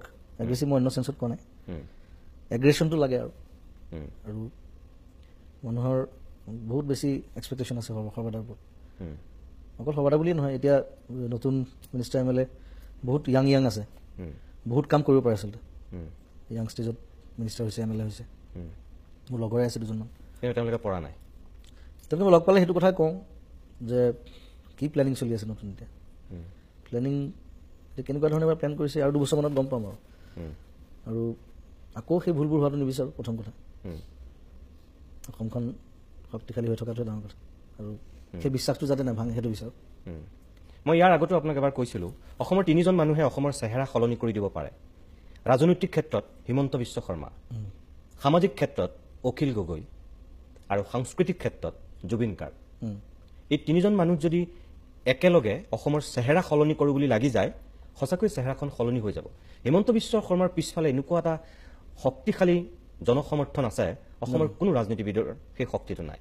অখিল গগৈ সামাজিক ভেটিত ইমান এক সবল স্থিতি আছে, তেওঁ সাংগঠনিকভাৱে ইমান শক্তিশালী, তেওঁ ওলাই আনিব পাৰে লাখ লাখ মানুহ এটা নিশাৰ ভিতৰত, কোনেও নোৱাৰে যিটো কাম তেওঁ পাৰে। আপুনি তেনেকৈ সাংস্কৃতিক ক্ষেত্ৰখনত এনেকুৱা এজন মানুহ যাৰ এটা আহ্বানৰ প্ৰতি সঁহাৰি দি অসমৰ শদিয়াৰ পৰা ধুবুৰীলৈ বহু মানুহ আপোনাৰ এটা আহ্বানত ৰাজপথলৈ ওলাই আহিব। কিন্তু মই ভাবোঁ এই তিনিওজন মানুহে যিমান অসমখনৰ উন্নতি কৰিব পাৰিব লাগিছিল, তেওঁলোকে নিজক নজনাৰ কাৰণেই হওক, নিজক নিচিনাৰ কাৰণেই হওক, নিজক নুবুজাৰ কাৰণেই হওক, সেইটো কৰিব পৰা নাই। আপুনি ক'ব খুজিছে নেকি মই সাংস্কৃতিক জগতত একো কৰা নাই আজিলৈকে? কৰিছে। মই তাতকৈ আৰু বহুত বেছি কৰিব পৰা মানুহ বুলি আপোনাক কৈছোঁ। ইয়াতকৈ বেছি কৰিবলৈ হ'লে মই আকৌ মেচিন হৈ যাব লাগিব। আপুনি মোৰ দেহা বেয়া হৈ গৈছে। ঠিক আছে, আপোনাক মই বিয়োগ কৰি পেলাই যদি কওঁ, অখিল গগৈ আৰু হিমন্ত বিশ্ব শৰ্মাই নিজৰ শক্তি সামৰ্থ্য অনুযায়ী কাম কৰিছে বুলি ভাবে? তেওঁলোকৰ জনৰটো বেলেগ। মই তেওঁলোকৰ কি কৰিছে কি নাই কৰা মই সেইকাৰণে তাত একো মাত নামাৰোঁ। কিন্তু মই মোৰ নিজৰ কাম কৰি যাম, আৰু মই মৰাৰ আগলৈকে মই এনেকুৱা এটা বস্তু কৰি থৈ যাম যিটো 100 বছৰ কোনে কৰিব নোৱাৰে। সেইটো কনফিডেঞ্চ মোৰ আছে। সেইটো আছে? য়েছ, আই উইল ডু দেট। শেষত এটা বেয়া প্ৰশ্ন সোধোঁ। কি? আপোনাক কেতিয়াবা অপ্ৰকৃতিস্থ অৱস্থাত দেখা যায়, যিটো অসমৰ মানুহে কেতিয়াও নিবিচাৰে, আৰু তাৰ মূলতেই হৈছে মদ। আজি বহুত দিন দেখা নাই কিন্তু কোনো। অদূৰ ভৱিষ্যতলৈ নেদেখিবনে? দেখিব নালাগে। সেইটো এতিয়া অকণমান কণ্ট্ৰল কৰিবলৈ চেষ্টা কৰা হৈছে, আৰু এতিয়াৰ পৰা বহুত বেছি কামত সোমাই আছোঁ। চ' কামবোৰ ভালকৈ হ'ব লাগে, আৰু মানুহৰ এক্সপেক্টেশ্যনটো মই ৰাখিব পাৰিম বুলি ভাবোঁ। মই আপোনাক বিশ্বাস আছে। 100 বাৰ চেলুট দিছোঁ। যদি আপুনি কোৱা কথাখিনি সঁচাকৈ আপুনি বুজিছে, বা আপোনাৰ যদি আপুনি এটা লাইভ শ্বুট কৈ আছে, অসমৰ মানুহে চাই আছে, মই আপোনাক চেলুট দিছোঁ। আৰু আপুনি যদি সেইখিনি বুজি পাইছে, মই ভাবোঁ আপোনাৰ কাৰণে ভাল নহয়, গোটেই অসমীয়া জাতিৰ কাৰণে ভাল, আমাৰ দেশখনৰ কাৰণে ভাল। শেষত মই আপোনাৰ উত্তৰ কামনা কৰিছোঁ। ভগৱানে আপোনাক সঁচাকৈ এটা বেলেগ সত্তা দিছে। মই আকৌ কৈছোঁ, জুবিন গাৰ্গ সন্মুখত মানুহক প্ৰশংসা কৰাটো মূৰ্খ বুলি কয়। যদি সেই ফালৰ পৰা মই মূৰ্খ, তেনেহ'লে মই মহামূৰ্খ হ'বলৈ যাম, কাৰণ আপোনাৰ যিটো প্ৰতিভা সেইটোক চেলুট দিবই লাগিব। মই আকৌ কৈছোঁ যে আপোনাৰ পৰা অসমৰ মানুহে বহুত কিবা কিবি বিচাৰে, বহুত বিচাৰে। আপুনি যিখিনি কৰিছে, আপুনি কৈছে যে যদি মই আৰু কৰিবলৈ যাওঁ যন্ত্ৰ হৈ যাম, হয়তো মানুহৰো ভুল হ'ব পাৰে। মই সেইটোও কওঁ, মই পাগলৰ নিচিনা কাম কৰোঁ, চবে জানে। হয়, ৰেষ্ট ল'বলৈ টাইম নাপাওঁ কেতিয়াবা। হয়, মই বুজি পাওঁ। কিন্তু মই আপোনাক এইটো কথা কৈছোঁ যে বেছি কৰিবলৈ হ'লে মোৰ দিগদাৰ হৈ যাব। তাৰমানে সেইখিনি আচলতে অকণমান কণ্ট্ৰলহে কৰিব লাগে কামটো, অলপ প্লেন কৰি আৰু ডিচিপ্লিনলি কৰিব লাগে। হয়, চ' সেইটো ট্ৰাই কৰিব লাগিব এতিয়া। হয়, মই আজি এইখিনি সময় দিয়াৰ কাৰণে মই আপোনাক ধন্যবাদ জনাইছোঁ। আৰু অচিৰেই মই আপোনাৰ লগত আপোনাৰ মিছন চাইনা, এক নতুন যিহেতু আপোনাৰ ইনিংছ বুলিয়েই কৈছোঁ, আপুনি প্ৰায় 2 কোটি টকা খৰচ কৰি প্ৰথমখন হয়তো ব্যয়বহুল অসমীয়া চিনেমা আপুনি উপহাৰ দিবলৈ গৈ আছে। গতিকে সেই চিনেমাখনৰ সন্দৰ্ভত আপোনাৰ টীমটোৰ লগত আমি বহিম, আৰু সেইদিনাখন অকল মিছন চাইনাৰ সন্দৰ্ভত এই চিনেমাখনতে মই অপ্ৰকৃতিস্থ আচলতে। কাৰণ মই আৰম্ভ কৰোঁতে মোক কৈছিলে যে তই পাগল, তোৰ গণ্ডগোল আছে, তই ইমান পইচা খৰচ কৰিছোঁ, অসমত হলেই নাই বুলি কৈছিলে। মই বোলো চিনেমাখনো কৰিম মই, আৰু অসমত বহুত হল খোলাম। ইতিমধ্যে আমি 4-5টামান অলমষ্ট খোলাইছোঁ, আমি লাগি আছোঁ। চ' সেই ক্ষেত্ৰত চিনেমা ইণ্ডাষ্ট্ৰীৰ ক্ষেত্ৰত আমি যথেষ্ট কাম কৰিম, আৰু অসমবাসীক আমি বহুত ভাল ভাল চিনেমা উপহাৰ দিম বুলি ভাবোঁ। ধন্যবাদ। প্ৰিয় দৰ্শক, আমি ইমান সময়ে আজি জুবিন গাৰ্গৰ লগত অভিমতত কিছু কথা পাতিলোঁ। তেওঁ ব্যক্তিগত জীৱনৰ পৰা বৰ্তমানৰ অসমৰ সামাজিক, ৰাজনৈতিক, সাংস্কৃতিক এই দিশসমূহতো কিছু চুই যাবলৈ চেষ্টা কৰিছিলোঁ। তেখেতৰ আজিৰ দিনটোত এনেকুৱা বিষয়বিলাকক লৈ চিন্তা কেনেকুৱা, তেওঁ কি ভাবে, সেই কথাখিনি আমি নিজেও জানিলোঁ আৰু আপোনালোককো জনালোঁ। মই শেষত কওঁ যে সঁচা এজন জনপ্ৰিয় শিল্পীয়ে সমাজ এখনত যি ধৰণে তেওঁ পৰিচালিত কৰিব বিচাৰে, তেওঁ নিজৰ চিন্তাখিনি আপোনালোকৰ আগত কৈছেই। কিন্তু আমাৰ ৰাজ্যখনৰ বহু মানুহে জুবিনৰ পৰা ইয়াতকৈ বহুত বিচাৰে। সঁচাকৈ জুবিন গাৰ্গে কোৱাৰ দৰে আমি বেছিকৈ আশা কৰোঁ নেকি কেতিয়াবা? কথাটো তেনেকুৱাও হ'ব পাৰে। বহুতেই ভূপেন হাজৰিকাৰ পৰৱৰ্তী সময়টোক জুবিন গাৰ্গে নেতৃত্ব দিয়াটো বিচাৰে। সেইখিনি কৰিবলৈ গৈও আমি জুবিনৰ পৰা কেতিয়াবা বেছি আশা কৰোঁ নেকি? যিটো জুবিনৰ কাৰণে অন্যায় কৰা হয়, সেইখিনিও কিন্তু আমি হয়তো ভাবিব লাগিব। কাৰণ জুবিন গাৰ্গে আজি যিখিনি কথা কৈছে, তাৰ মাজত কিছু চিৰন্তন সত্য তেওঁ প্ৰকাশ কৰিছে, যিখিনি আপুনি মই হয়তো এই অনুষ্ঠানটোৰ পৰা বুজি পাইছোঁ।